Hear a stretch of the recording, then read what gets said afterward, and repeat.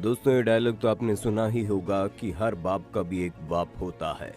यानी आप चाहे जितने भी बड़े तो रमखा क्यों ना हो, आपको आपकी औकात दिखाने के लिए कोई ना कोई तो होगा ही। तभी तो जहां शेर जिन्हें जंगल का राजा कहा जाता है वो हाइना के झुंड से हार जाते हैं। ईगल जिन्हें आसमान का राजा कहा जाता है वो रात के अंधेरे में उल्लू का शिकार बन जाते हैं।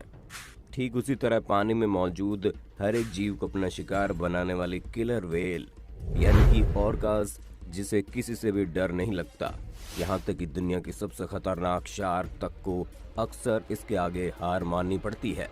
तो वहीं पर ये किलर व्हेल भी किसी के आगे झुकती है, और वो कौन है, इसे जानने के लिए वीडियो की बिल्कुल अंत तक बने रहना हमारे साथ। दोस्तों, अगर आप हमारी वीडियो रेगुलर बेसिस पर देखते हैं तो आपको ये बताने की बिल्कुल भी आवश्यकता नहीं है कि ऑर्कास कौन है। लेकिन अगर आप पहली बार देख रहे हैं तो आपको बता दें, ये black and white water creature है जो बहुत ही ज्यादा खतरनाक होते हैं और इसलिए इन्हें किलर व्हेल के नाम से जाना जाता है। इनकी ताकत का अंदाजा लगाने के लिए आप बस इतना समझ लीजिए कि ये शिकार करने से पहले उसकी पूरी प्लानिंग करते हैं, और वो प्लानिंग इनके शिकार पर डिपेंड करती है कि वो कैसा है।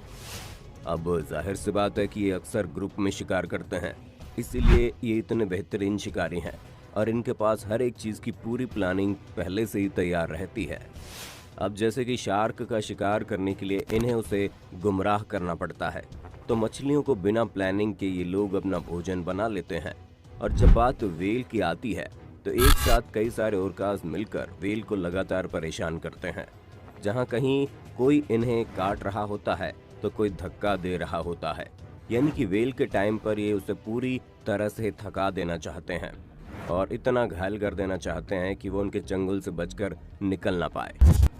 ग्रुप में शिकार करने का फायदा उठाकर बारी बारी से ये व्हेल पर अटैक करते हैं, और सिर्फ इतना ही नहीं, जब ये व्हेल को डुबोते हैं तो ऑर्कास उस जगह को ही ब्लॉक कर देते हैं जहाँ से व्हेल सांस लेने की कोशिश करता है। यानी कि ये लोग बेचारे व्हेल को किसी भी हाल पर नहीं छोड़ते कि वो उनसे लड़ सके और अपनी जान बचाकर भाग निकले, जिसके बाद ये अंत में उसका शिकार करते हैं और उसे अपना भोजन बनाना शुरू कर देते हैं।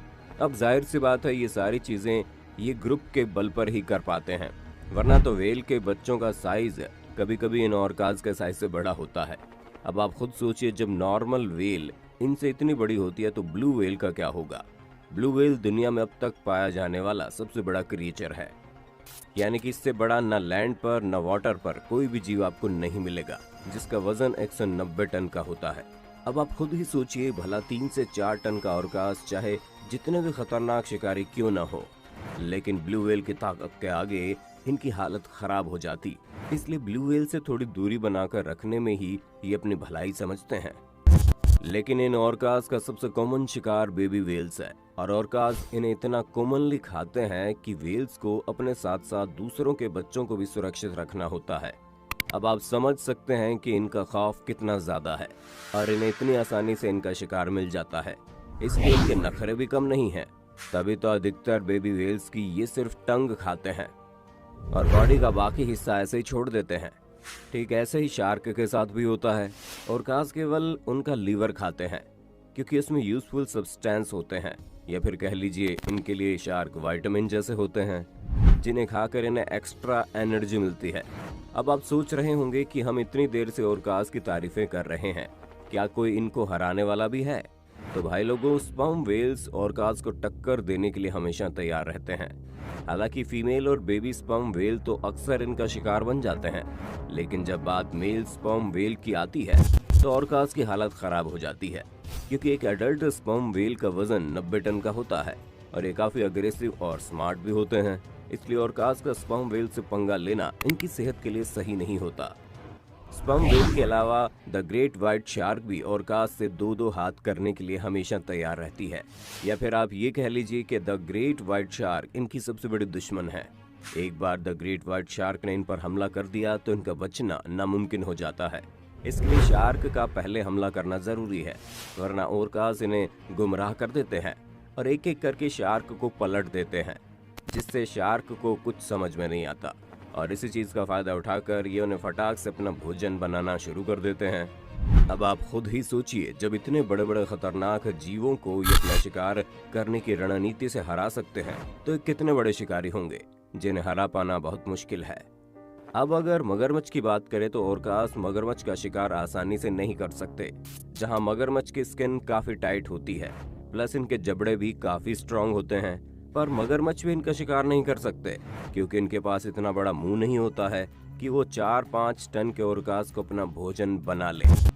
इतना तो आप समझ ही गए होंगे कि ऑर्कास अपने हर शिकार को मारने के लिए अलग अलग तरह की तकनीक का इस्तेमाल करते हैं, पर इनकी सबसे इंटरेस्टिंग टेक्निक आपको तब देखने को मिलेगी जब सील का शिकार करते हैं।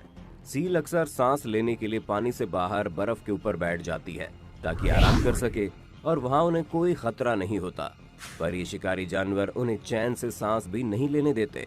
तभी तो आप खुद ही देखिए कैसे ये झुंड में सिर्फ बर्फ को पानी के अंदर से उछालते हैं और तेज समुद्र की लहर बनाते हैं, जिससे सील ऑटोमेटिकली पानी में गिर जाती है। अब हमें और आपको ये देखने में इंटरेस्टिंग लग रहा हो, लेकिन इनके लिए ये कोई बड़ी बात नहीं है। ये अक्सर इसी तरह की टेक्निक अपनाकर अपना शिकार करते हैं। कई बार सील अपने आप को बचाकर वापस से बर्फ के ऊपर बैठ जाती है, तो ये दोबारा से ऐसा ही करना शुरू कर देते हैं और ये तब तक ऐसा करते रहते हैं जब तक सील पानी में न गिर जाए। और इनका शिकारीपन यहीं पर नहीं खत्म होता, बल्कि ये हिंदी फिल्मों के विलेन की तरह अपने शिकार को तड़पा तड़पा कर मारने में विश्वास रखते हैं। तभी तो आप देख सकते हैं कि कैसे अपने शिकार के साथ खेल रहे हैं।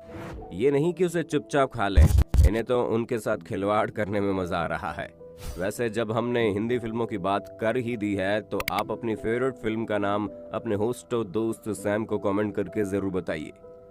दोस्तों, अब आप जरूर बोर होने पर फिल्में देखते होंगे, लेकिन इनके पास तो टीवी और इंटरनेट वगैरह है नहीं, इसलिए ये बोर होने पर अपने शिकार के साथ ही खेलना शुरू कर देते हैं। और इनके इस बोरियत का शिकार केवल सील ही नहीं होती, बल्कि कई बार इनका शिकार स्ट्रिंग रे भी होती है। और पेंगुइन के बारे में तो हम आपको बताना ही भूल गए। असल में ऑर्कास को पेंगुइन खाना बहुत ज्यादा ही पसंद है, और ऐसी सिचुएशन में अक्सर पेंगुइन हम इंसानों को देखते ही हमसे मदद मांगने पहुंच जाती है। पर हर बार जरूरी नहीं है कि इन्हें मदद मिल जाए। अगर एक बार इस खतरनाक किलर व्हेल ने आपको मारने की सोच ली, तो इनके चंगुल से बच पाना बड़ा मुश्किल है, क्योंकि ये अपने शिकार को केवल भूख मिटाने के लिए नहीं, बल्कि अपने मजे के लिए भी मारती है। तभी तो अपना शिकार करने के लिए ये ऑर्कास सील को केवल पानी में नहीं, बल्कि जमीन पर भी मारने में कोई कसर नहीं छोड़ती, जिसकी सबसे बड़ी वजह यही है कि इन्हें कोई मतलब नहीं कि प्रकृति के नियम कानून क्या है।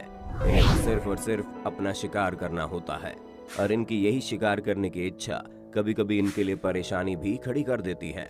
तभी तो आपने ऑनलाइन ऐसी कई सारी वीडियोस देखी होंगी जिसमें खतरनाक शिकारी जीव शिकार करने के चक्कर में समुद्र के किनारे तक तो पहुंच जाते हैं, लेकिन इनके लिए वापस पानी में जा पाना मुश्किल हो जाता है।